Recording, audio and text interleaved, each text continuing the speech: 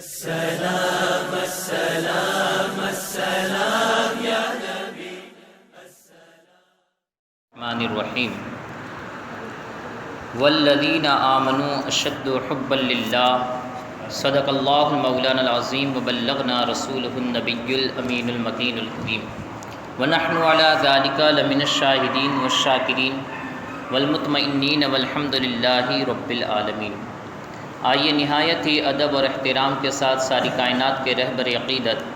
میرے اور آپ کے پیارے آقا جناب احمد مجتبیٰ حضرت محمد مصطفیٰ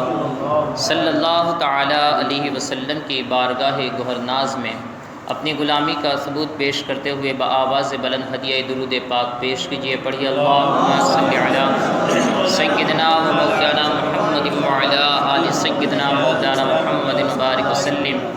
صلاۃ و سلام علیک یا رسول اللہ صلی اللہ تعالی علیہ وسلم۔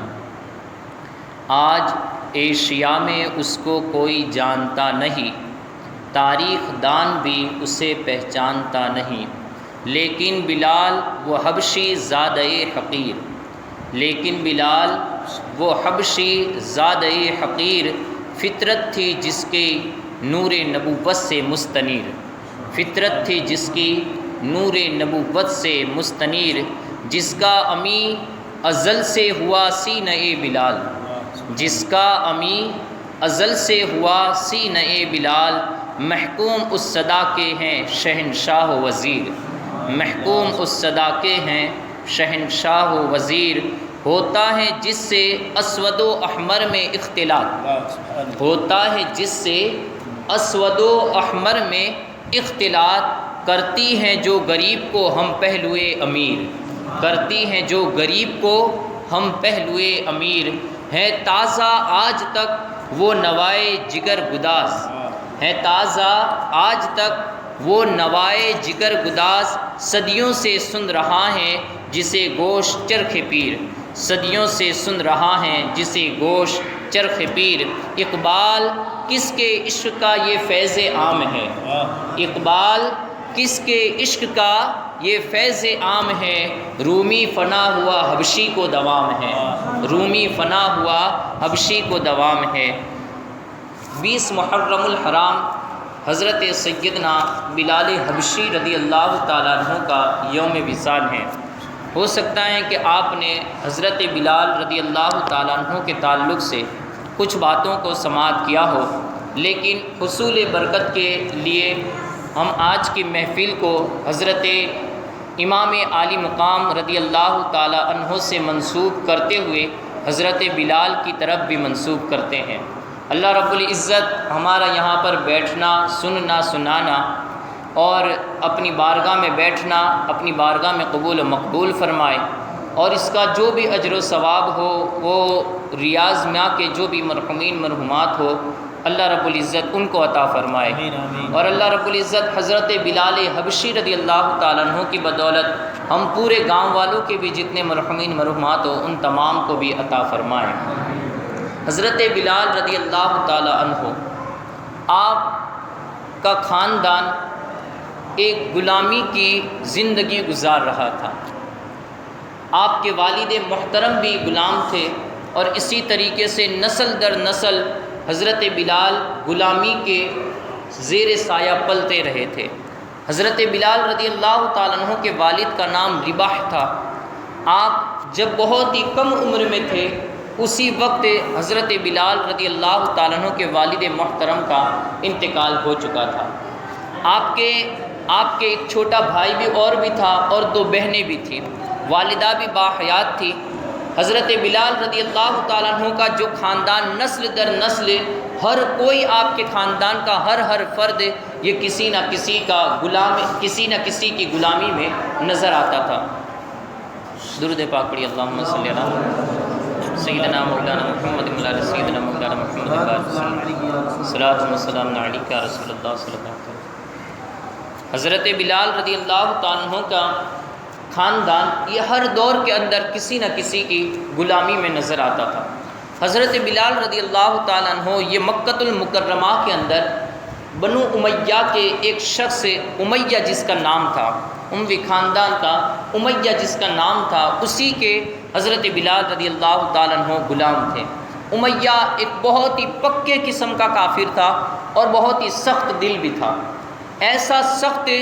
کہ عرب کے معاملات تو اگر دیکھنے جائے تو آج بھی ایسے ہی سخت ہیں، اور عرب کے اس وقت جب کہ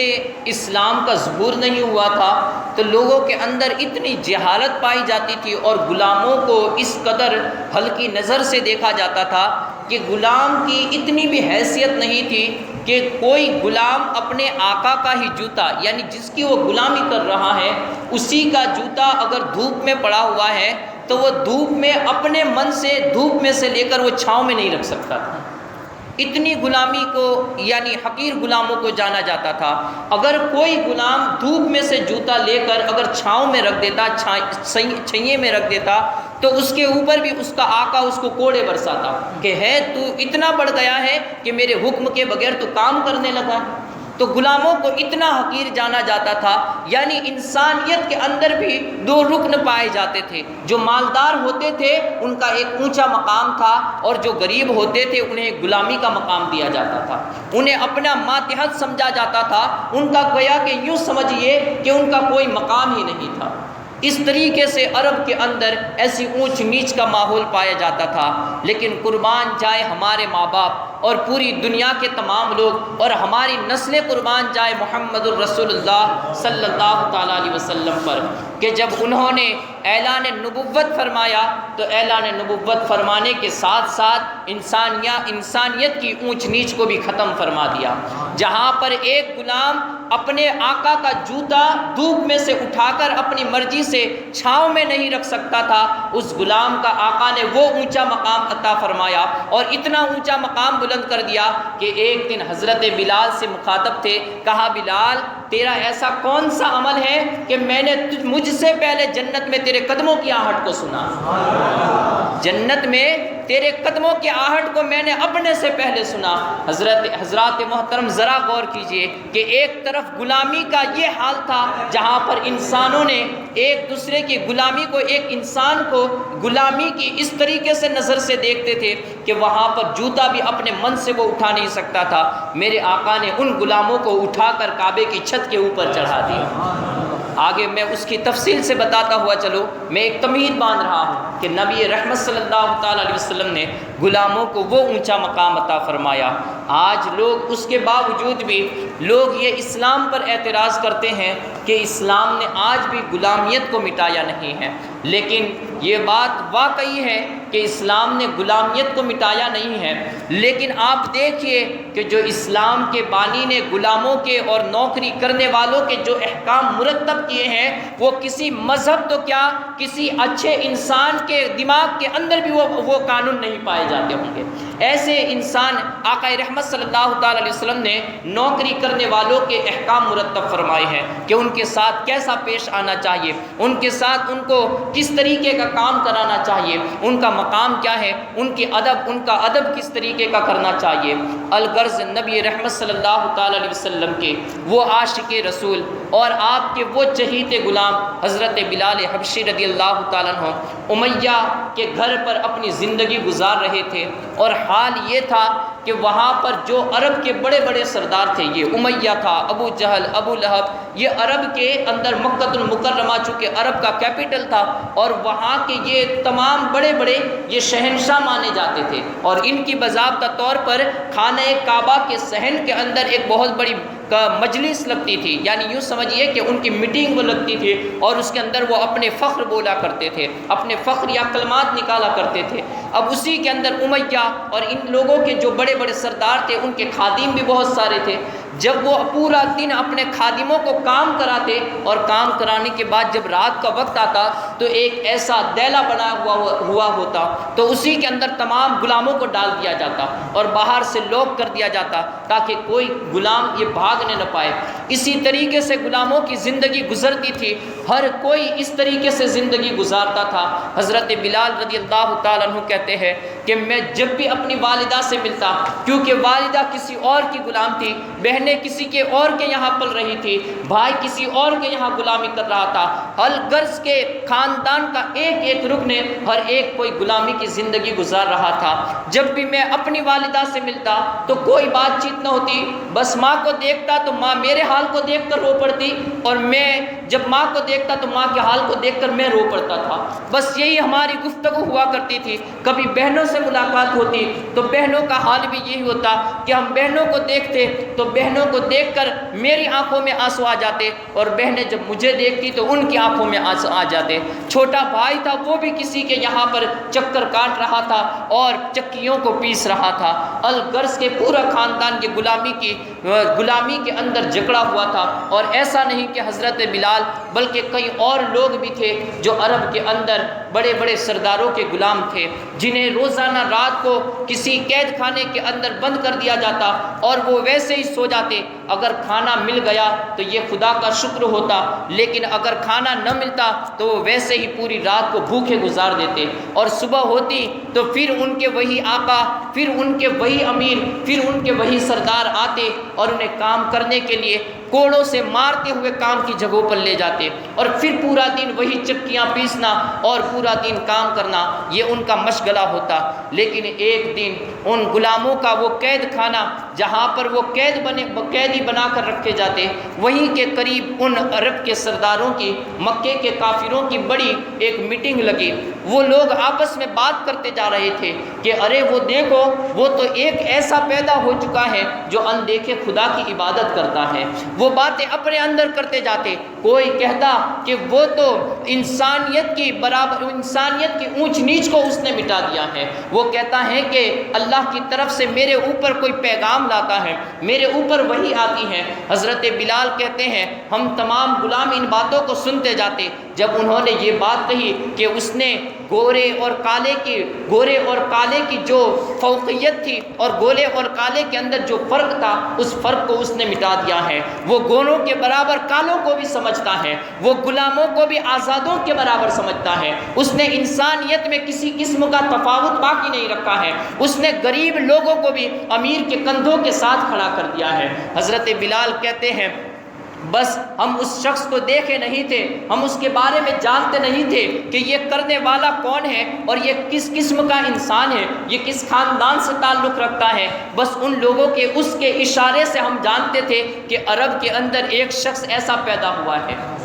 عرب کے اندر ایک شخص ایسا پیدا ہوا ہے کہ جس نے انسانیت کی لاج رکھی ہے، جس نے ایک مرے ہوئے کو زندگی عطا فرمائی ہے۔ ایک اللہ کا وہ بندہ پیدا ہوا ہے کہ جس نے غلاموں کی لاج رکھی ہے اور غلاموں کو اٹھا کر اس نے آزادوں کے برابر اور غریبوں کو اٹھا کر مالداروں کے برابر کھڑا کر دیا ہے۔ کہتے ہیں بس اسی وقت سے دل میں ایک عشق پیدا ہو گیا، دل میں ایک محبت پیدا ہو گئی کہ واقعی میں جو وہ انسان ہے وہی انسان ہے کہ جس نے پوری انسانیت کو زندہ کر کے رکھ دیا ہے۔ بس ابھی دیکھا نہیں ہے آقا رحمت صلی اللہ تعالی علیہ وسلم کو۔ حضرت بلال کہتے ہیں بس اسی وقت سے دل میں ایک لگن پیدا ہو گئی کہ اس سونے کو، اس مدینے والے کو اور اس آقا رحمت صلی اللہ تعالی علیہ وسلم کو دیکھنا ہے کہ رب مجھے اس کا دیدار نصیب فرمائے۔ الغرض حضرت بلال کہتے ہیں اسی کے چند روز گزرے تھے کہ پھر ایک دن میں نے دیکھا کہ نبی رحمت صلی اللہ تعالی علیہ وسلم نے مکہ میں برملا طور پر اعلان نبوت فرمایا اور کافروں کو اور ان بڑے بڑے سرداروں کو اپنی دعوت حق دی اور ان کو اپنی طرف بلایا۔ وہاں پر جہاں پر نبی رحمت صلی اللہ تعالی علیہ وسلم ان کافروں کے بڑے بڑے سرداروں کو اپنے دین کی دعوت دے رہے تھے، وہیں پر یہ سردار جو اپنی بڑائیوں کی اور اپنے غرور اور تکبر کی ٹھینگیں مارتے پھرتے تھے، انہوں نے انہیں گالیاں دینا شروع کر دیا۔ انہوں نے ان کے بارے میں جادو اور سحر کے تہمتیں اور الزام لگانا شروع کر دیے۔ کہتے ہیں بس اس کے بعد ان کی صورت بھی نظر آ گئی۔ کہتے ہیں جب تک جو خیال میں لاتے تھے کہ وہ کتنا عظیم شخص ہوگا، جب اس کی صورت کو دیکھا تو اس کی عظمتیں جو میرے خیال میں تھی وہ ایک طرف رہ گئی۔ ان کی عظمت اور جلال کو میرا دماغ تو کیا، دنیا کا کسی انسان کا کوئی دماغ بلکہ فرشتوں کے دماغ بھی اس کی عظمتوں کو خیال نہیں میں لا سکتے، خیال میں نہیں لا سکتے۔ اللہ نے اسے اتنی عظمتیں عطا فرمائی تھی۔ کہتے ہیں ان کی شکل و صورت ایسی نرالی تھی جس کو دیکھ کر ہر انسان ان کا چہیتا ہو جاتا۔ حضرت بلال آقا رحمت صلی اللہ تعالی علیہ وسلم کا تعارف اپنی زبان میں بیان کرتے ہیں، کہتے ہیں جب تک دیکھا نہ تھا تو ایک عشق پیدا ہوا تھا، لیکن جب دیکھ لیا تو اس کے بعد وہ عشق کے اندر اور بڑھوتری پیدا ہوتی گئی، اس عشق کے اندر اور بڑھوتری پیدا ہوتی گئی، یہاں تک کہ اب دل ہی دل کے اندر میں ہمیشہ اسی نبی رحمت صلی اللہ تعالی علیہ وسلم کے خیالات کے اندر اپنی زندگی گزارتا۔ یہاں تک کہ ایک دن میں امیہ کے گھر کام کر رہا تھا، اور امیہ کا جہاں پر گھر تھا اسی گھر کے بغل کے اندر حضرت ابو بکر صدیق کا بھی گھر تھا، حضرت ابو بکر صدیق کا گھر تھا۔ ایک دن میں کام کر رہا تھا، حضرت سیدنا ابو بکر صدیق رضی اللہ تعالی عنہ کا وہاں سے گزر ہوا۔ کہا بلال کب تک یہ کام کرتے رہو گے، کب تک ان کافروں کی نوکری کرتے رہو گے؟ میں تجھے ایک ایسی چوکھٹ بتاؤں جو تجھے اس غلامی سے نکال کر کعبے کی چھت کے اوپر بٹھا دیں گے، کعبے کی چھت کے اوپر لگا دیں گے، اور تیرا مقام اس پستی پر نہیں بلکہ جنت کے اوپر عرش کے نیچے تیرے مقام کو پہنچا دیں گے۔ حضرت ابو بکر صدیق کا کہنا کیا تھا؟ کہا کہ ابو بکر میں تو پہلے ہی سے اس ہستی کا غلام بنا بیٹھا ہوں، کہا بس اب اپنے دین کا کوئی کلمہ پڑھائیے اور مجھے اس میں داخل فرما لیجئے۔ حضرت سیدنا ابو بکر صدیق رضی اللہ تعالیٰ عنہ کی تبلیغ سے حضرت سیدنا حضرت بلال حبشی رضی اللہ تعالیٰ عنہ نے دین کو قبول کیا۔ ابھی تک دین آپ کا چھپا ہوا تھا، اب دیکھیے کہ ابھی دین آپ نے قبول تو کر لیا تھا لیکن چھپا ہوا تھا، آپ نے کسی پر ظاہر نہیں کیا۔ یہاں تک کہ ایک واقعہ ایسا پیش آیا کہ ایک دن کافر لوگ اور کافروں کے سردار وہ بڑے بڑے ابو جہل، ابو لہب، ابو سفیان اس وقت جو کہ کافر تھے، اور اسی طریقے سے امیہ بن خلف، یہ تمام حضرت عمار بن یاسر رضی اللہ تعالیٰ عنہ کو مار رہے تھے۔ ایک دیوار کے ساتھ ان کو باندھا ہوا تھا، اور دیوار کے ساتھ کبھی ابو سفیان ان کو مارتے، کبھی ابو جہل ان کو مارتا، کبھی ابو لہب مارتے مارتے تھک جاتا، تو کبھی امیہ ان کو مارنے لگتا۔ کہتے ہیں امیہ بھی مارتے مارتے تھک گیا، تو اس کے بعد امیہ کا چونکہ میں غلام تھا اور میں اس کی غلامیت کے اندر ایسا مشغول تھا کہ چونکہ میرے آقا کی تعلیم تھی کہ تم جس کے بھی غلام ہو اس کا حکم ماننا بھی یہ تمہارے اوپر لازم ہے، تمہیں چاہے وہ کافر ہی کیوں نہ ہو تمہارا آقا، لیکن اس کا حکم ماننا یہ تم پر لازم ہے۔ کہتے میں امیہ کے ہر حکم کی پابندی کیا کرتا تھا، وہ جیسا بھی حکم دیتا وہ کہتا کہ پیاسے جاؤ اور کہیں یہ کام کر کے آؤ، میں اس کام کو کرنے کے لیے تیار رہتا، یہاں تک کہ راستے میں بیچ میں پانی ملتا میں پانی کو ہاتھ نہ لگاتا کیونکہ مجھے اپنے آقا کا یہ حکم ہوتا تھا۔ تو کہتے ہیں میں امیہ کے ہر حکم کی پابندی کرتا تھا۔ اب اس وقت امیہ جب مارتے مارتے تھک گیا، اس نے کوڑے کو زمین پر ڈالا اور مجھے حکم دیا، کہا بلال تو میرے ہر حکم کی تعمیل کرتا ہے، تم مضبوط بھی ہیں،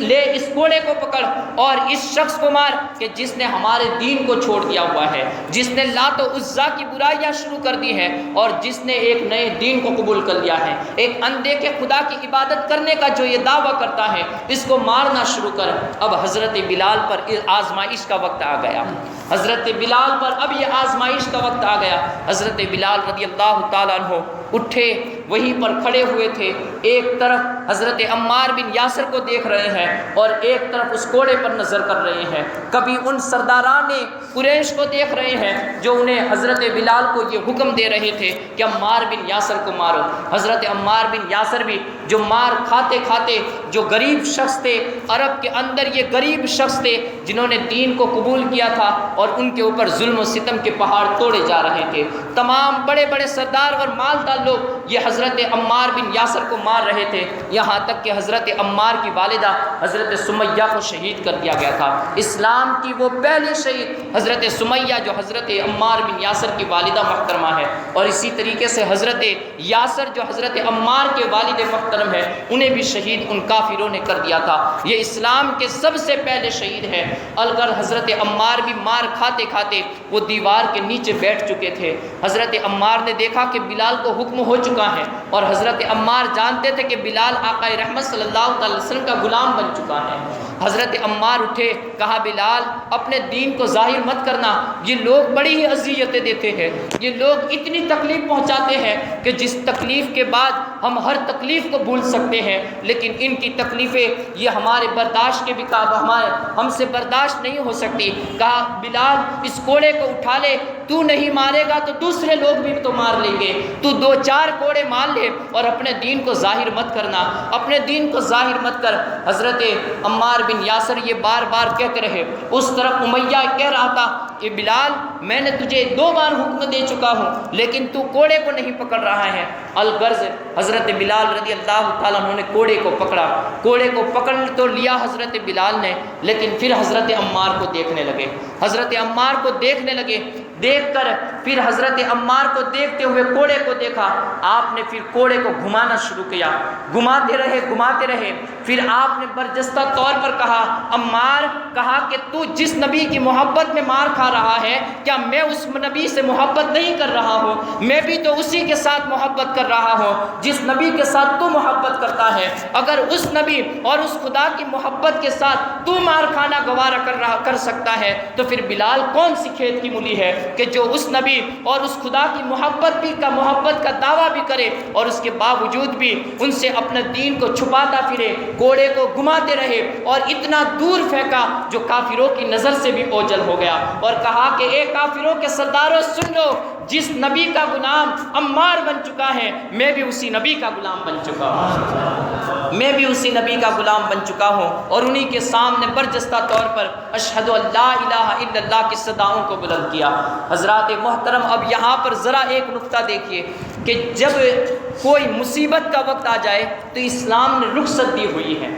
اسلام نے رخصت دی ہوئی ہے کہ کوئی ہمارے گلے پر تلوار رکھ دے اور کہے کہ کہو کافر ہے تو اسلام اجازت دیتا ہے کہ اگر تم کافر کہہ دیتے ہو کہ ہاں میں کافر ہوں، تم کافر نہیں ہو جاؤ گے، لیکن اس کے باوجود بھی حضرت بلال نے رخصت کو پسند نہیں فرمایا۔ ہمارے یہاں پر تو حال یہ ہے کہ ایک بندہ 5 سال پہلے بھی پوچھ رہا ہے کہ دعائے قنوت تیسری رکعت میں دعائے قنوت نہ آتی ہو تو اللہم ربنا آتینا پڑھنے سے کام چل جائے گا، تو یہ رخصت کی بات ہے کہ چل تو جائے گا، لیکن 5 سال بعد پھر بھی وہی پوچھے کہ دعائے قنوت میں تیسری رکعت میں دعائے قنوت نہ آتی ہو تو اللہم ربنا آتینا پڑھے۔ یہ کیسا معاملہ ہے ہمارے اندر کہ 5 سال گزر جائے، جو بندہ پہلے سے یہ مسئلہ جانتا ہے 5 سال تک کے اندر اسے دعائے قنوت یاد نہیں ہوتی ہے۔ یہ یہاں پر رخصتیں ہم اس طریقے سے قبول کر رہے ہیں، لیکن ہمارے بزرگوں نے ان رخصتوں کو ایک طرف رکھ کر ہمیشہ دین کے ایک اہم رکن کو اپنایا ہے، اور دین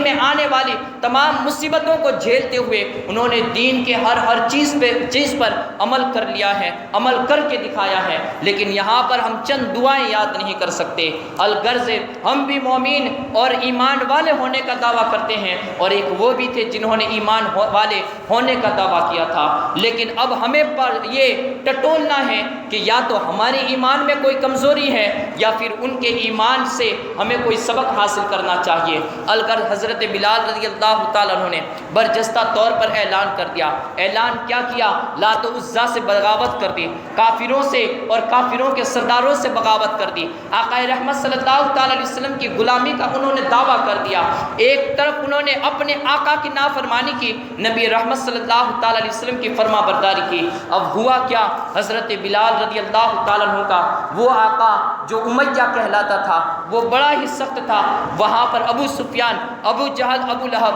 امیہ کی طرف بھاڑنے لگے۔ کہا کہ امیہ تو پورے مکہ کے اندر بڑے ہی سخت قسم کا کافر کہا جائے، بڑے ہی سخت قسم کا مزاج رکھنے والا ہے، اور یہاں پر یہ تیرے ہی گھر کا معاملہ یہ ہے کہ تیرا غلام تیرے سامنے کھڑا ہو کر دین حق کی صدا کو بلند کر رہا ہے۔ امیہ کہتا ہے کہ اس نے کہہ تو دیا ہے لیکن اس نے بھی غور و فکر نہیں کیا کہ اس نے کیا کہا ہے، جب میرے ظلم و ستم کو دیکھے گا تو ضرور وہ اپنی زبان کو بدلتا ہوا نظر آئے گا۔ حضرت بلال رضی اللہ تعالیٰ عنہ نے کہا کہ تو نے ابھی عشق والوں کو دیکھا ہی کہاں ہے، جفا جو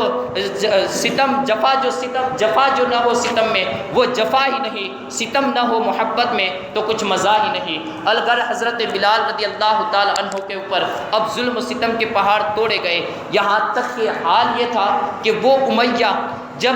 ان کی گردن کے اندر رسی ڈالتا اور رسی کو ڈال کر انہیں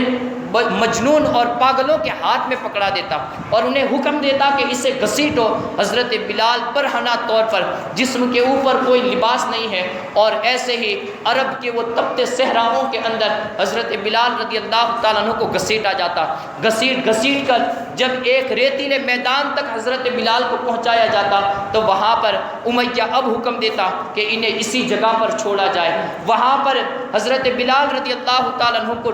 تپتی ہوئی ریتیلے میدان پر چھوڑ کر پھر ان کے اوپر گرم اور بڑے بڑے پتھروں کو ان کے سینے پر رکھ دیا جاتا۔ حضرت بلال کی حالت یہ ہوتی کہ اس دھوپ کی وجہ سے جو پتھر بھی گرم ہوتا وہ اوپر سے داغ رہا ہوتا، اور نیچے سے وہ تپتی ہوئی ریتیلی زمین یہ بھی نیچے سے ان کے جسم کو داغ رہی ہوتی، یہاں تک کہ جب حضرت بلال رضی اللہ تعالیٰ عنہ کو شام کے وقت اس زمین سے اٹھایا جاتا تو آپ کی جسم کے اوپر سے وہ چمڑی پگھل گئی ہوتی اور چربی نظر آنے لگتی تھی۔ اس قدر حضرت بلال رضی اللہ تعالیٰ عنہ کو تکلیفیں دی جانے لگی، یہاں تک کہ ایسی تکلیفیں کہ کبھی آپ کو دھواں دیا جاتا، بند کر دیا جاتا روم میں، اور اسی کے اندر دھواں جلا کر حضرت بلال رضی اللہ تعالیٰ عنہ کے دماغ کو کھولا جاتا۔ حضرت بلال رضی اللہ تعالیٰ عنہ اس تمام قسم کی اذیتوں کو برداشت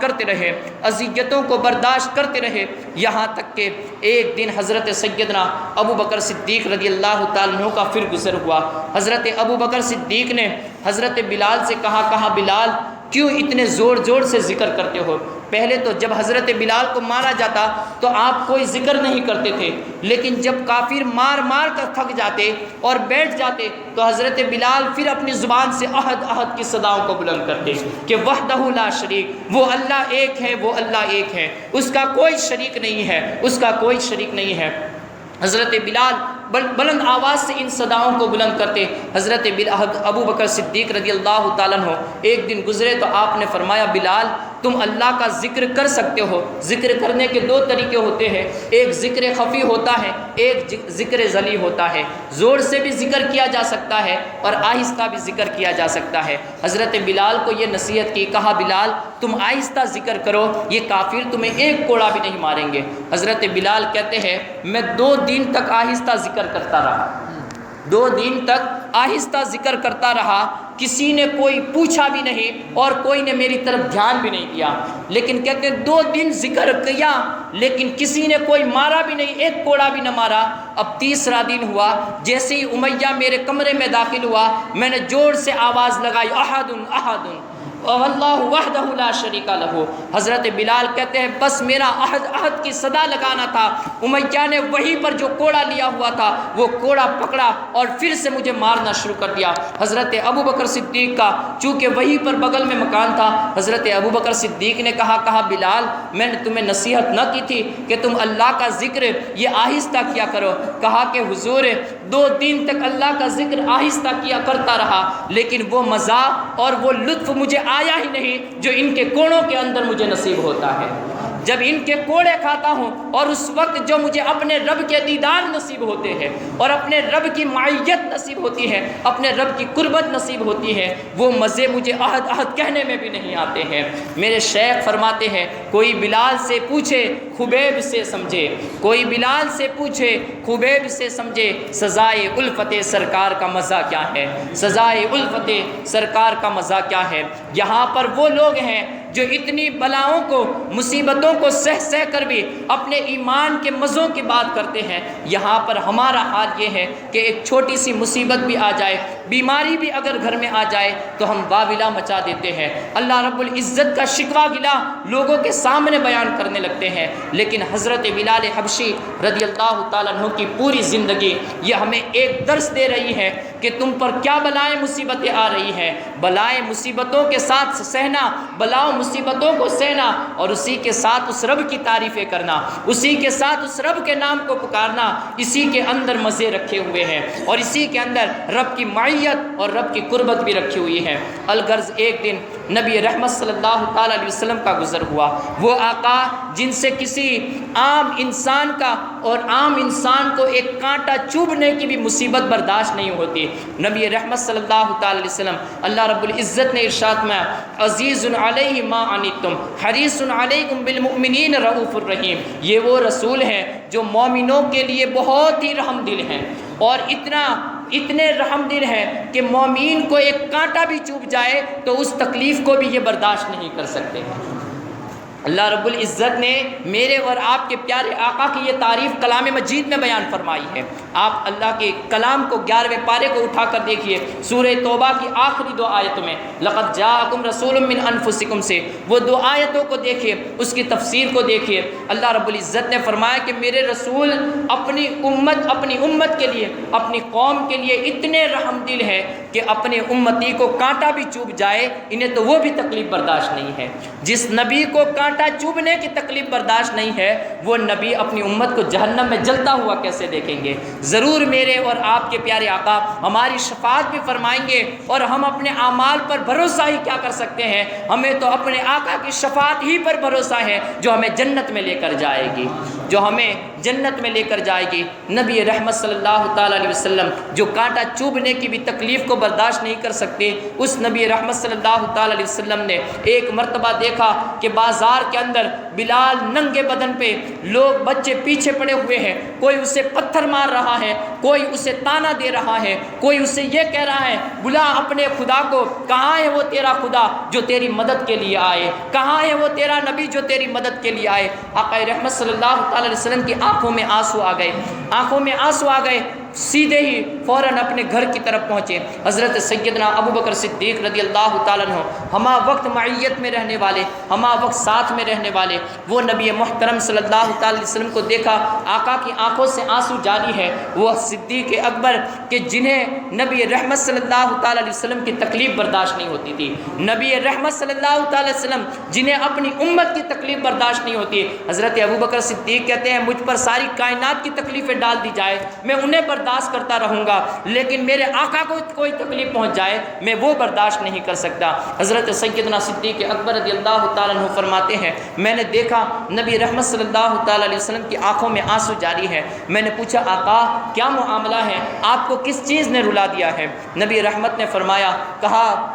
صدیق میں ابھی بازار سے گزرتا ہوا آیا ہوں، میں نے دیکھا ہے میری محبت میں تڑپنے والا ایک شخص جسے بہت ہی سزائیں دی جا رہی ہیں۔ حضرت ابو بکر صدیق کہتے ہیں میں نے اس کے بعد کوئی دوسرا کلمہ نبی رحمت صلی اللہ علیہ وسلم کی بارگاہ میں نہیں کہا، سیدھا وہاں سے اٹھا اور حضرت عباس کے پاس پہنچا۔ حضرت عباس کو کہا کہ جاؤ امیہ کے پاس جاؤ اور اس سے کہو کہ وہ بلال کو کتنے درہموں میں بیچنا چاہتا ہے، وہ بلال کو بیچنا چاہتا ہے یا نہیں۔ حضرت عباس گئے، کہا کہ کیا تم اس غلام کو بیچ سکتے ہو؟ اس امیہ نے کہا کہ کون اس کو خریدنے والا ہے؟ جس نے ہمارے دین کو چھوڑ دیا ہوا ہے۔ کہا کہ اسے صدیق اکبر خریدنا چاہتے ہیں، اسے صدیق اکبر خریدنا چاہتے ہیں۔ امیہ نے، چونکہ امیہ اور حضرت ابو بکر صدیق کے حالات یہ اچھے نہیں تھے، ابو بکر صدیق یہ اسلام کے سپہ سالار بن چکے تھے اور وہ کافروں کا سپہ سالار بنا ہوا تھا۔ امیہ یہ حضرت ابو بکر صدیق کو دیکھ کر چڑ جاتا تھا، چونکہ حضرت ابو بکر صدیق کے ذریعے بہت سے سرداران بھی، یہ مکہ کے سردار بھی اسلام کے اندر داخل ہو چکے تھے۔ اب امیہ نے کہا اچھا صدیق ابو بکر خریدنا چاہتے ہیں تو پھر تو میں سن لو کہ میں نے اسے 50 درہموں میں خریدا ہے، میں نے اسے 50 درہموں میں خریدا ہے، لیکن اگر ابو بکر خریدنا چاہتے ہیں تو پھر ان کے پاس وہ جو رومی غلام ہے جو بہت ہی حسین و جمیل ہے، جو بہت ہی گورا ہے، اور اسی کے ساتھ ساتھ جو 2 رومی لونڈیاں بھی ہیں ان کو بھی میں لوں گا اور اس کے بدلے میں بلال کو دوں گا۔ حضرت عباس آئے اور حضرت ابو بکر صدیق کو یہ پیغام دیا، کہا کہ جو تمہارے پاس پڑھا لکھا غلام ہے، رومی غلام ہے جو روم سے لایا گیا ہے، اور اس کے ساتھ جو 2 رومی لڑکیاں بھی ہیں جو بہت ہی خوبصورت ہیں، ان کے بدلے میں وہ حضرت بلال حبشی چونکہ آپ رنگ کی کالے تھے، کہا کہ وہ دیں گا، کہا کہ مجھے منظور ہے۔ حضرت ابوبکر صدیق نے ارشاد فرمایا مجھے منظور ہے، کہا کہ چلو پھر میں ہی چل کے بات کر لیتا ہوں۔ حضرت عباس اور حضرت سیدنا ابوبکر صدیق رضی اللہ تعالیٰ عنہ یہ دونوں پہنچے۔ امیہ نے جب حضرت ابوبکر صدیق کو دیکھا تو بڑا ہی غرور اور تکبر میں آ گیا، کہا کہ اب میری قیمت وہ پہلے والی نہیں رہ گئی ہے۔ اس نے کہا میری قیمت اب وہ پہلے والی نہیں رہ گئی ہے کہ میں بلال کے بدلے میں ایک رومی غلام اور 2 رومی لونڈیاں لوں گا، نہیں، کہا کہ وہ تو لوں گا ہی لوں گا، لیکن اس کے ساتھ 2000 درہم اور لوں گا، 2000 درہم اور لوں گا۔ اس نے خریدا تھا 50 دینار کے اندر۔ اب دینار اور درہم میں بڑھوتری اور کوئی مقام پر نہیں ہے۔ دینار کی قیمت الگ ہوتی ہے، درہم سونے کا سکہ ہوتا ہے، دینار چاندی کا سکہ ہوتا ہے۔ اب اس نے کہا کہ میں 2000 درہم لوں گا۔ ابوبکر صدیق کی زبان پر ایک ہی لفظ تھا، مجھے قبول ہے، مجھے قبول ہے۔ اس کے بعد حضرت عباس حضرت ابوبکر صدیق سے مخاطب ہوئے، کہا کہ ابوبکر آپ مکہ کے بڑے تاجروں کے اندر آپ کا شمار ہوتا ہے، یہ کس قسم کی تجارت ہے؟ یہ کس قسم کی تجارت ہے کہ جہاں پر ایک کالا غلام، ان پڑھ غلام جسے لکھنا پڑھنا تک نہیں آتا ہے، آپ اس کو جو 50 دینار کا غلام ہے اور اسے آپ 3 غلام دے کر جو پڑھے لکھے غلام ہیں، جو اچھی خدمت کر سکتے ہیں، ایسے غلام ہیں، اور اسی کے ساتھ ساتھ اوپر 2000 درہم دینے پر بھی تیار ہو گئے۔ کہا عباس تم نہیں جانتے ہو، تم نے بلال کے کالے رنگ کو دیکھا ہے لیکن میں نے اس کے دل کے عشق کو دیکھا ہے، تم نے بلال کی ان پڑھی کو دیکھا ہے لیکن میں نے دیکھا ہے کہ یہی بلال کل دنیا کے تمام مؤذنوں کا سردار بن جائے گا، یہ بلال ایک قوم کا سردار بن جائے گا۔ کہا تم اس کے گور کالے رنگت کے اوپر جاتے ہو، تم اس کے ان پڑھی پر جاتے ہو۔ کہا کہ اگر عباس سن لو، اگر اللہ رب العزت نے مجھے یمن کا بادشاہ بنایا ہوتا، حضرت ابوبکر صدیق نے کہا اگر مجھے رب کریم نے یمن کا بادشاہ بنایا ہوتا اور امیہ بلال کی یہ ریٹ لگاتا کہ تم جس یمن کے بادشاہ ہو اس یمن کی بادشاہی مجھے دے دو، تو میں صدیق یمن کی بادشاہی اسے دے دیتا، میں یمن کی بادشاہی دے دیتا اور بلال کو پھر بھی خرید لیتا۔ حضرت بلال رضی اللہ تعالیٰ عنہ کو خرید لیا حضرت صدیق اکبر رضی اللہ تعالیٰ عنہ نے، اور خریدنے کے بعد اب حضرت بلال کو اپنے گھر پر لے کر چلے۔ جیسے ہی وہاں پر بلال کو آزادی ملی، حضرت سیدنا صدیق اکبر کی بارگاہ میں کہنے لگے، کہا حضور اب مجھے کہیں اور نہ لے جائیے، سیدھے دار ارقم کی طرف لے جائیے، مجھے نبی رحمت صلی اللہ تعالیٰ علیہ وسلم کے چہرے کا دیدار کرائیے۔ کہا نہیں بلال ابھی اتنی جلد بازی نہ کرو، میں نے انہیں روتا چھوڑ کر آیا ہوں، اگر تجھے اس حالت میں دیکھیں گے۔ جب سیدنا صدیق اکبر رضی اللہ تعالیٰ عنہ حضرت بلال کے پاس پہنچے تو اس وقت دیکھا کہ حضرت بلال رضی اللہ تعالیٰ عنہ ایسے دونوں پاؤں آپ کے کھڑے ہوئے تھے، اور جس طریقے سے ہم سجدے کی حالت میں جاتے ہیں اس سجدے کی حالت کے اندر آپ کا منہ مبارک یہ گھٹنوں کے اوپر تھا، اور ایسے ہی یعنی پنڈلیوں کے ساتھ رانیں اڑی ہوئی تھی، رانوں کے ساتھ پیٹ اور سینہ اڑا ہوا تھا، اور اسی کے اوپر 4 چکیاں یہ آپ کی پیٹھ کے اوپر رکھی گئی تھی، 4 چکیوں کو آپ کی پیٹھ کے اوپر رکھا گیا تھا۔ حضرت ابوبکر صدیق رضی اللہ تعالیٰ عنہ نے جب پوری قیمت ادا کی اس کے بعد آپ نے اپنے ہاتھوں سے ان 4 چکیوں کو نیچے اتارا اور حضرت بلال کو لے کر کھڑے ہوئے۔ حضرت بلال کو چونکہ ان چکیوں کی وجہ سے حضرت بلال کا جسم زخمی ہو چکا تھا، مار کی وجہ سے آپ کی جسم کے اوپر سے کھال یہ ادھڑ چکی تھی، حضرت سیدنا صدیق اکبر نے کہا بلال میں تجھے اس حالت میں میرے آقا کے پاس نہ لے جاؤں گا، اس لیے کہ انہوں نے تمہیں مارتے دیکھا تھا تو وہاں پر ان کے آنسو رک نہیں رہے تھے، جب تجھے اس حالت میں دیکھیں گے تو وہ کس قدر روئیں گے۔ کہا کہ مجھے میرے نبی کا رونا پسند نہیں ہے، مجھے میرے نبی کا رونا دیکھا نہیں جائے گا، پہلے چل تو میرے گھر پہ چل۔ حضرت سیدنا صدیق اکبر اب دیکھیے غلاموں کا کتنا اونچا مقام ہے، جہاں پر وہ ایک حضرت بلال ایک غلامیت کی حیثیت سے زندگی گزار رہے تھے، اسلام نے وہی بلال کو اب کتنا اونچا مقام عطا فرمایا، عرب کا بڑا سردار اور عرب کے ایک بڑے قبیلے کا سردار جس کی کوئی عام شان نہیں تھی۔ مکہ کے اندر حضرت عثمان غنی رضی اللہ تعالیٰ عنہ یہ بھی بڑے امیر شخص تھے، لیکن جب وہ بھی اسلام لائے تو کافروں نے انہیں بھی تکلیف دی ہے۔ کافروں نے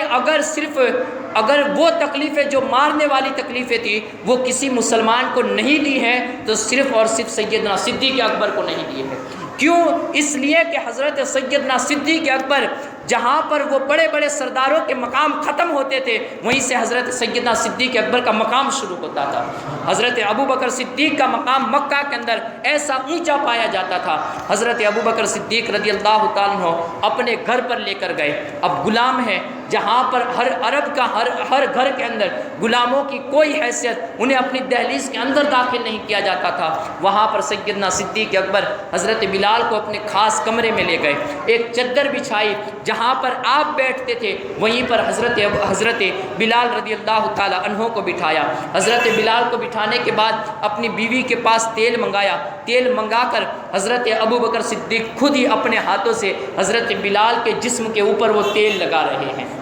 حضرت بلال کے جسم کے اوپر وہ تیل لگا رہے ہیں۔ پھر آپ کو اچھے کپڑے پہنائے، اپنا ایک امامہ نکالا، امامہ نکال کر اسے کھول کر حضرت سیدنا بلال کے اوپر آپ نے اپنے ہاتھوں سے وہ امامے کو باندھا۔ اس کے بعد اچھے انداز میں جب تیار ہو گئے، ایک شرط لگائی، کہا بلال جب آقا کی بارگاہ میں پہنچے تو آنکھوں سے آنسو مت نکالنا،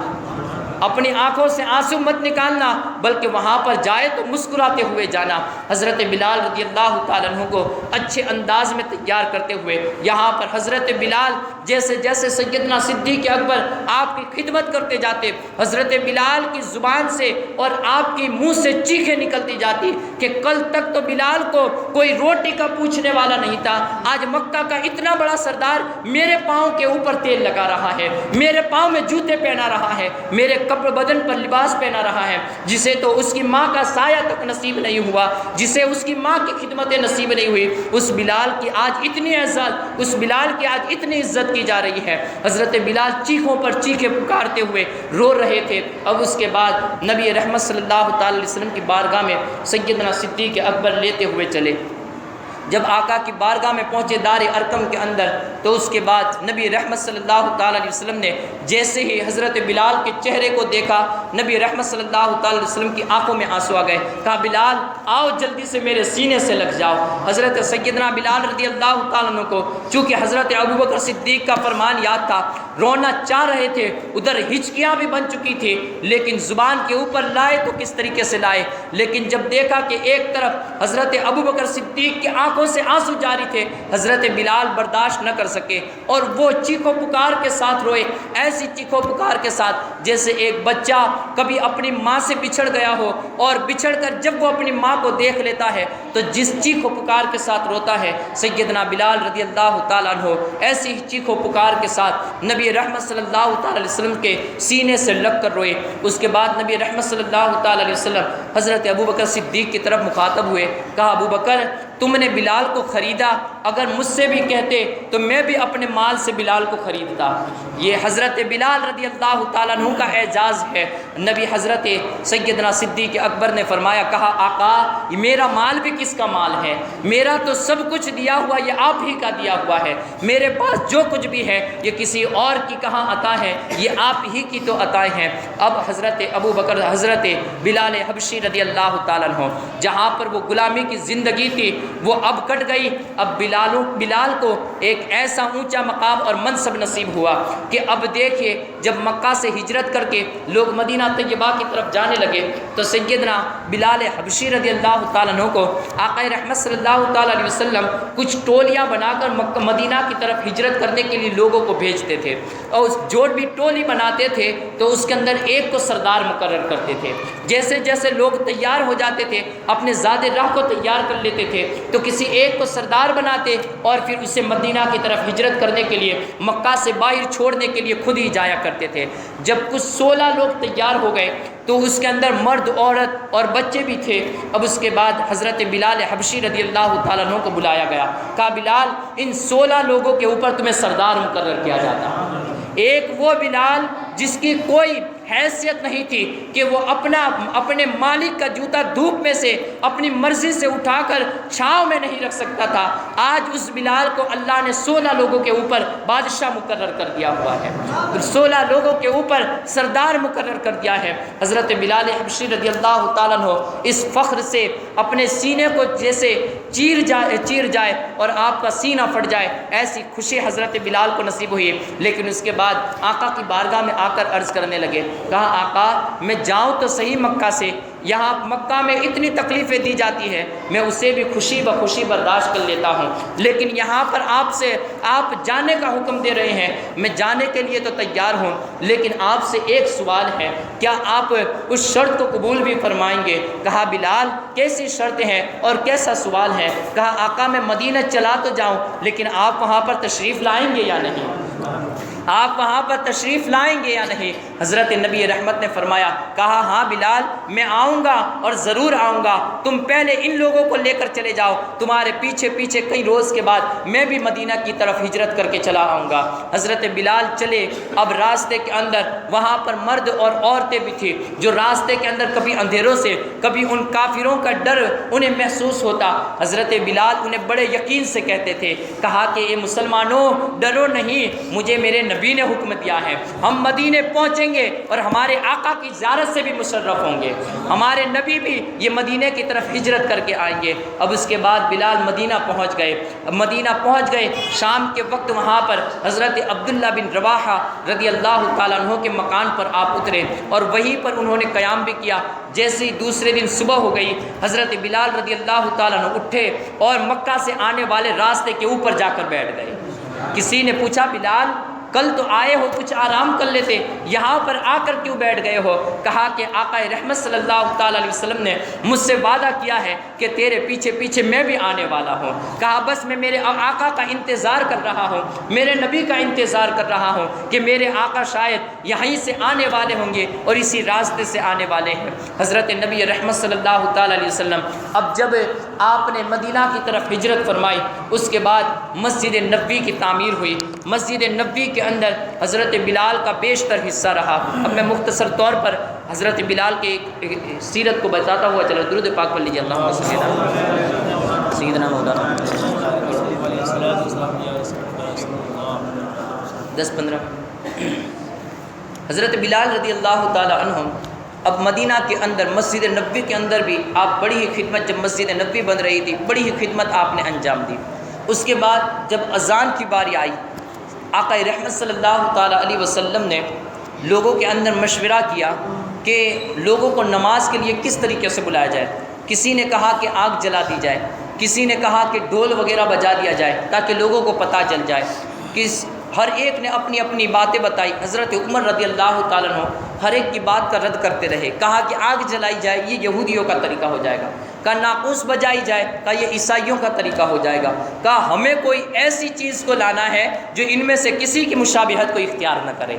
حضرت عمر ایسے دماغ کے بندے تھے اور اللہ رب العزت نے وہ فہم و فراست عطا فرمائی تھی کہ کوئی سب کی سوچ جہاں پر ختم ہوتی تھی، حضرت عمر کی سوچ کی وہاں سے ابتدا ہوا کرتی تھی، اور اسی وجہ سے حضرت عمر رضی اللہ تعالیٰ عنہ کو اللہ رب العزت نے وہ وقار اور وہ رعب و دبدبہ عطا فرمایا تھا کہ شیطان بھی آپ کے راستے کو چھوڑ دیتا تھا، اور شیطان بھی آپ جس راستے پر چلتے تھے شیطان اس راستے کو بدل دیا کرتا تھا۔ حضرت عمر رضی اللہ تعالیٰ عنہ نے ان تمام باتوں کا رد کیا، اور اس کے بعد حضرت عمر رضی اللہ تعالیٰ عنہ آپ نے کہا کہ ایسا کیا جائے کہ کسی بندے کو مقرر کر دیا جائے، وہ لوگوں کو نماز کے لیے دعوت دے کر آ جائے۔ آقا رحمت صلی اللہ تعالیٰ علیہ وسلم نے اسی مجمع کے اندر حضرت بلال کو پکارا، حضرت بلال کو پکارا اور کہا یا بلال قم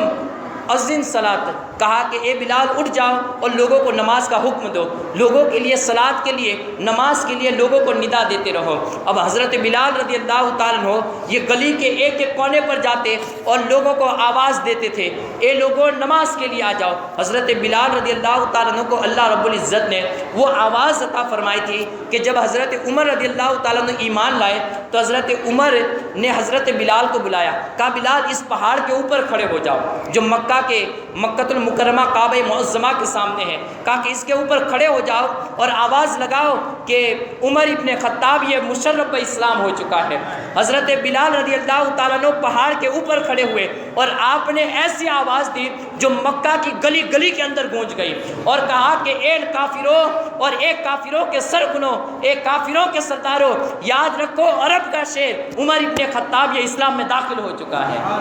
عرب کا شیر عمر ابن خطاب یہ اسلام میں داخل ہو چکا ہے۔ اس کے بعد حضرت عمر حضرت بلال سے اس قدر محبت فرماتے تھے، یہاں تک کہ جب آپ کا انتقال ہوا تو کسی نے صدا دی کہ حضرت بلال حبشی کا انتقال ہو چکا ہے۔ حضرت عمر رضی اللہ تعالیٰ عنہ کی آنکھوں سے آنسو جاری ہو گئے، کہا کہ جسے لوگ غلام کہا کرتے تھے وہ تو عمر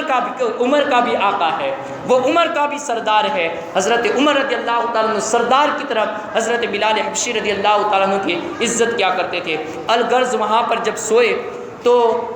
مشورہ ختم ہوا اور رات کو سب لوگ جا کر سو گئے، تو حضرت عبداللہ بن زید رضی اللہ تعالیٰ عنہ ان کے خواب میں ایک فرشتہ آیا، اور پوری حدیث سے بہت بڑی لمبی ہے کہ وہاں پر اذان انہیں سکھائی گئی، اور انہوں نے جیسے ہی وہ خواب پورا ہوا آنکھ کھلی فوراً مسجد نبوی میں آئی اور نبی رحمت صلی اللہ تعالیٰ علیہ وسلم کی بارگاہ میں آ کر عرض کی، کہا کہ حضور مجھے اذان کے ایسے ایسے الفاظ کی تعلیم دی گئی ہے۔ نبی رحمت صلی اللہ تعالیٰ علیہ وسلم نے فرمایا، کہا کہ بالکل تمہیں حق تعلیم عطا کی گئی ہے۔ اور اسی کے بعد یہ حضرت عبداللہ بن زید اذان کی سب سے ابتدا اور سب سے پہلے جس کو اذان کے کلمات بتائے گئے وہ 3 صحابی ہیں، لیکن ان میں جو سب سے پہلے جس نے نبی کریم صلی اللہ تعالی علیہ وسلم کو خبر دی وہ حضرت عبداللہ بن زید ہے۔ کون ہے؟ حضرت عبداللہ بن زید۔ یہ ہماری معلومات میں ہونا چاہیے اور ہمارے ذہنوں میں ہونا چاہیے، چونکہ اذان ہمارے لیے شعار اسلام ہے اور اس کی معلومات کو رکھنا یہ ہمارا فرض ہے۔ تو حضرت عبداللہ بن زید رضی اللہ تعالیٰ عنہ نے یہ اسلام کی یہ اذان کی تعلیم دی۔ حضرت نبی رحمت صلی اللہ تعالی وسلم نے کہا کہ جاؤ بلال کو یہ اذان سکھاؤ، اور حضرت نبی رحمت صلی اللہ تعالی وسلم نے خود حضرت بلال کو اذان سکھائی۔ جب فجر کی پہلی نماز ہوئی کہ جس کے اندر اذان پڑھی گئی، اور ایک طرف حضرت عبداللہ بن زید حضرت بلال کو کہتے اللہ اکبر کہو، حضرت بلال مسجد نبوی کے مینارے پر کھڑے ہو کر ایسے اللہ اکبر کہتے تھے کہ مدینہ کے اندر ہر گھر کے دروازے کھل گئے، ہر گھر کے دروازے کھلنے کے ساتھ مدینہ کے تمام مسلمان یہ باہر نکل گئے۔ یہ ایسی پرکشش آواز تھی جو مدینہ کے لوگوں نے پہلے کبھی نہیں سنی تھی، تمام اپنے گھروں سے باہر نکلے، یہاں تک کہ حضرت عمر رضی اللہ تعالیٰ عنہ نے صحیح طریقے سے چادر کو بھی نہیں اڑا، وہ چادر گھسیٹتے تھے اور سیدھے نبی رحمت صلی اللہ تعالی وسلم کی بارگاہ میں پہنچے۔ کہا آقا یہی تعلیم تو مجھے بھی خواب میں عطا کی گئی ہے۔ کہا کہ عبداللہ بن زید تم پر سبقت اختیار کر گئے۔ اب اس کے بعد حضرت بلال کی یہ ڈیوٹی لگا دی گئی کہ حضرت بلال رضی اللہ تعالیٰ عنہ یہ ہمیشہ اذان دیتے رہے۔ اس کے اندر ایک اور بھی واقعہ ہے جس کے اندر ایک دن لوگوں نے، چونکہ عرب کی زبان بہت ہی اونچی زبان مانی جاتی تھی، اور حضرت بلال حبشی رضی اللہ تعالیٰ عنہ چونکہ آپ کا تعلق عجم سے تھا اور لکنت بھی پائی جاتی تھی، جس سے اشہد انا کا شین یہ آپ صحیح طریقے سے ادا نہیں کرتے تھے، اور اس کے اندر آپ اشہد اللہ کہتے تھے۔ جیسے اشہد انا ہے تو اس کے جگہ اشہد کہتے تھے، چھوٹی سین کو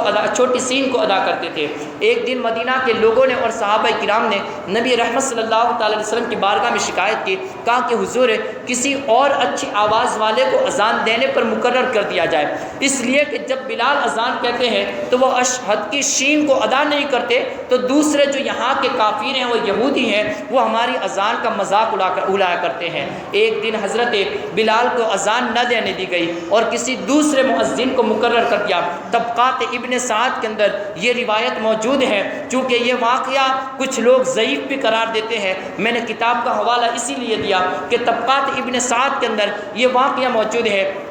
کہ حضرت بلال رضی اللہ تعالیٰ عنہ نے ایک دن ان کو اذان دینے سے روک دیا گیا۔ وہاں مدینہ کے لوگ یہ کروٹیں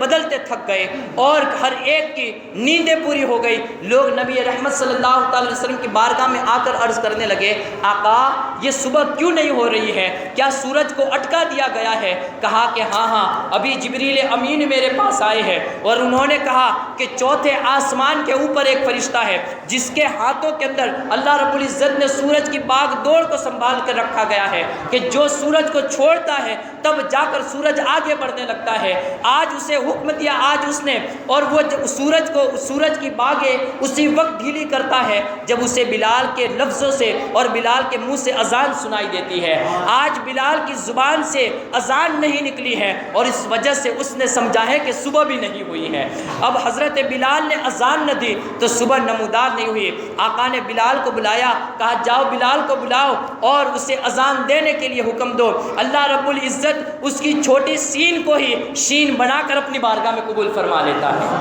یہ عشق کی علامت تھی کہ جب عشق کے اندر جب بندہ کوئی چیز کرتا ہے اللہ رب العزت اس میں لاکھ کمیاں بھی ہو لیکن پھر بھی قبول فرما لیتا ہے۔ حضرت بلال رضی اللہ تعالیٰ عنہ نے اذان دی، صبح نمودار ہوئی۔ اب حضرت بلال رضی اللہ تعالیٰ عنہ اذان دیتے رہے یہاں تک کہ جب نبی رحمت صلی اللہ تعالیٰ علیہ وسلم کی وفات کا وقت آیا تو حضرت بلال رضی اللہ تعالیٰ عنہ کو ظہر کی نماز کا وقت تو لوگوں کے غم کے اندر ہی گزر گیا، لیکن عصر کے وقت کسی نے حضرت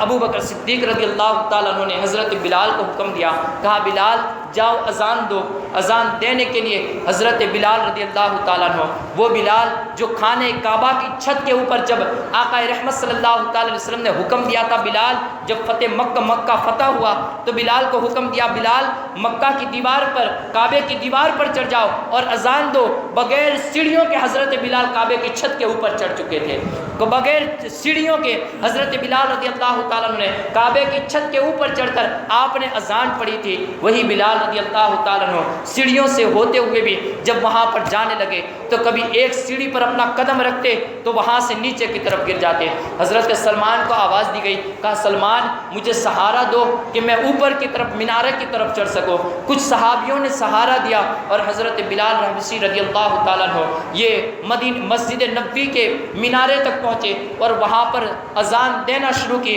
ابھی آپ نے اللہ اکبر کہا، مسجد مدینہ طیبہ کے گھر کے اندر سے جہاں حضرت بلال رضی اللہ تعالیٰ عنہ ایک ایک لفظ کو آگے بڑھاتے جاتے، وہاں مسجد مدینہ طیبہ کے گھر سے چیخو پکار اٹھتی جاتی، یہاں تک کہ جب سیدنا بلال رضی اللہ تعالیٰ عنہ اشہد ان محمد رسول اللہ پر پہنچے، وہیں سے بے ہوشی کے عالم میں مسجد نبوی کے مینارے سے زمین کے اوپر گر گئے۔ جب ہوش آیا حضرت ابو بکر صدیق کی بارگاہ میں عرض کرنے لگے، کہا ابو بکر اب سے یہ ڈیوٹی کسی اور کو لگا دی جائے، میں کل تک جس کا نام لیتا تھا اس کا چہرہ میری نگاہوں کے سامنے ہوتا تھا، آج وہ چہرہ مجھے نظر نہیں آتا، اب یہ ڈیوٹی بھی میرے سے ہو نہیں سکے گی۔ اس کے بعد حضرت بلال نے اذان دینا چھوڑ دی، مدینہ طیبہ بھی چھوڑ دیا اور ملک شام میں دمشق کے اندر رہنے لگے۔ ایک دن نبی رحمت صلی اللہ علیہ وسلم کی خواب میں زیارت ہوئی، کہا بلال تم نے تو مدینہ چھوڑ دیا، ہماری ملاقات کے لیے کب آؤ گے؟ اسی وقت اٹھے، بخاری شریف کی روایت ہے، جیسے بلال کے خواب میں نبی رحمت صلی اللہ علیہ وسلم نے آ کر بشارت دی، کہا مدینہ چھوڑ دیا، کہا میری ملاقات کے لیے نہیں آؤ گے؟ حضرت بلال نے اسی وقت کوئی زیادہ راہ تیار کیا نہ کیا، لیکن اسی وقت اپنی سواری پر سوار ہو گئے اور مدینہ طیبہ کی طرف نکل گئے۔ مدینہ طیبہ میں پہنچے، لوگوں نے اذان کے لیے بہت کہا، آپ ہر ایک کو انکار کرتے رہے، لیکن حضرت حسنین کریمین آ گئے۔ آپ نے آ کر کہا بلال آپ ہمارے نانا کا حکم مانتے تھے، ہماری نانی کا حکم مانتے تھے، کیا ہماری بات کو نہیں مانو گے؟ حضرت حسنین کریمین کے کہنے پر حضرت بلال پھر سے اذان دینے کے لیے تیار ہو گئے۔ اب وہی بلال جب اللہ اکبر کی صداؤں کو بلند کرنے لگے تو پھر سے مدینہ طیبہ کے اندر ایک قیامت برپا ہو گئی۔ جس گھر کے اندر بھی حضرت بلال کی صدائیں پہنچتی تھی، چیخو پکار کی آوازیں آنے لگی، لیکن جیسے اشہد ان محمد رسول اللہ پر پہنچے تو وہی حالت پھر طاری ہو گئی۔ حضرت بلال بے ہوشی کے عالم میں مسجد نبوی کے مینارے پر سے نیچے گر گئے۔ کہا کہ حضرت بلال کی وہ اذان جو ہمیشہ پوری ہوا کرتی تھی، لیکن نبی رحمت صلی اللہ تعالی علیہ وسلم کے ظاہری انتقال کے بعد آپ کی وہ اذان اشہد اللہ کے آگے یہ نہ بڑھ سکی اور حضرت بلال نے پھر کبھی اذان نہ دی۔ حضرت بلال رضی اللہ تعالی عنہ یہ جو غلامی کی زندگی گزار رہے تھے، نبی رحمت صلی اللہ تعالیٰ علیہ وسلم نے ارشاد فرمایا دنیا کے اندر جتنے بھی مؤذن ہیں، جتنے بھی لوگ اذان دے رہے ہیں، یہ اذان دیتے رہیں گے، اللہ رب العزت کل میدان محشر کے اندر ان کی گردنوں کو لمبا فرما دے گا، ان کی ایک قطار لگا دے گا، ان تمام کو جنت میں جانے کا جب حکم ہوگا تو اس وقت میرے بلال کو سب سے آگے کھڑا کیا جائے گا، میرا بلال جائے گا اور اس کی اقتدا کرنے والے، اس کی پیروی میں اذان دینے والے یہ اس کے دامن کو پکڑ کر جنت میں جائیں گے۔ یہ حضرت بلال حبشی رضی اللہ تعالیٰ عنہ ہے۔ اللہ رب العزت ہمیں حضرت بلال کا صدقہ عطا فرمائے، ان کے برکات سے مالا مال فرمائے۔ وآخر دعوانا ان الحمد للہ رب العالمین۔ السلام۔